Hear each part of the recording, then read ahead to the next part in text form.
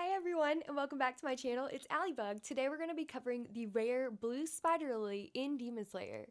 What is it, where is it, and why does Muzan want it so desperately? I'll be covering all of these in this video. Please be sure to like and subscribe for more anime content, and let's get into it. For the answers today, they will be coming from the manga as well as from the 2 official fan books. These are made by the creator and are considered to be canon. Now, the first time that we hear about the blue spider lily is in chapter 67. In this chapter, Muzan has taken the form of a small boy and he's having a conversation with Akaza. Akaza is saying there is no confirmation that the blue spider lily has been found, and Muzan is not thrilled with this information. Now, we don't really hear about the blue spider lily again until chapter 127 when we get Muzan's backstory. Now we're going to take a closer look at how Muzan and the blue spider lily are intertwined. Death has always clung really closely to Muzan since he was born. In fact, when he was born, they thought he was a stillborn and were about to cremate him before he made his first cry, showing everyone that he was in fact alive and not dead. Muzan was sick all of his life. In fact, he met a doctor, and the doctor said he probably wouldn't live to turn 20. But this doctor tried ever so diligently to cure Muzan so he could live. Now, Muzan, in a fit of rage, feeling that he wasn't getting any better, decided to kill the doctor, only to find out that he in fact was getting better. The doctor had given him the special treatment made of blue spider lilies that made him stronger and in fact turned him into a demon. This is the doctor that created the very first demon, Muzan. Muzan began to regret his decision to murder the doctor when he realizes that his treatment wasn't over and he needed more. There were 2 major side effects. One of them being that Muzan could not walk in the sunlight, and he hated this more than anything. If he could walk in the sunlight, he would be the perfect immortal body.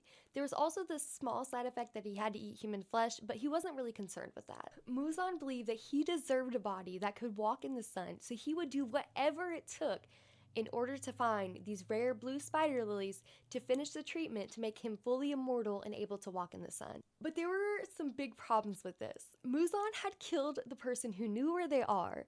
He doesn't know how to make the medicine, and he doesn't know where the blue spider lilies are even located. The medicine seemed to require the actual blue spider lily flower, and he didn't know where that was, and he didn't know how to cultivate it. So Muzan started his quest for immortality, the perfect body that could walk in sunlight, and he would do whatever it took.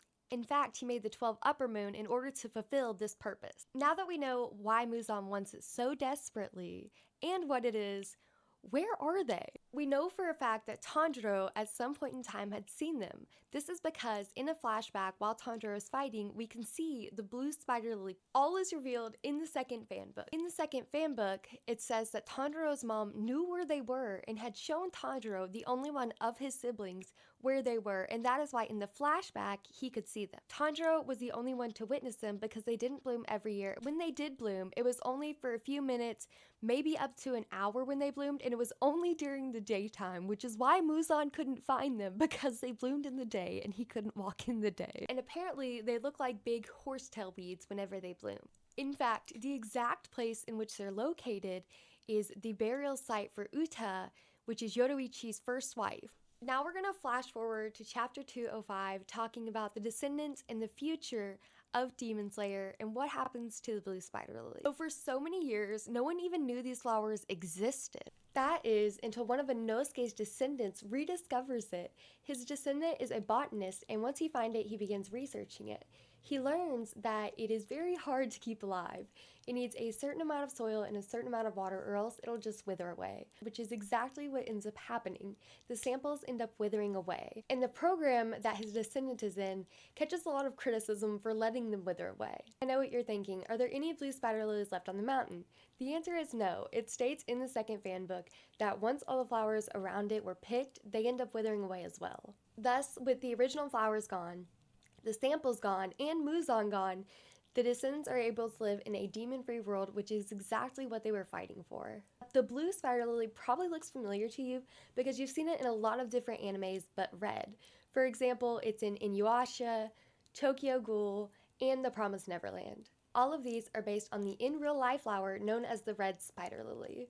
This flower is said to represent death, loss, and separation, and when it comes to anime, it usually signifies that there is a death coming. In historical Japan, these flowers were used on graves in order to keep animals away from the graves because these flowers are poisonous. Also known as the death flower or the corpse flower, it was once believed that the flowers would suck up the blood from the graves, and that's where they got their red color. There was even a superstition that if a kid brought home the flower, that it would burn down their house, but I think that was just a superstition to get kids to not pick up these poisonous flowers. And that is everything you need to know about the rare blue spider lily.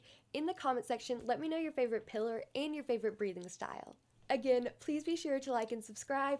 For daily anime content, check out my TikTok. I plan to post content every Tuesday and Saturday on my YouTube.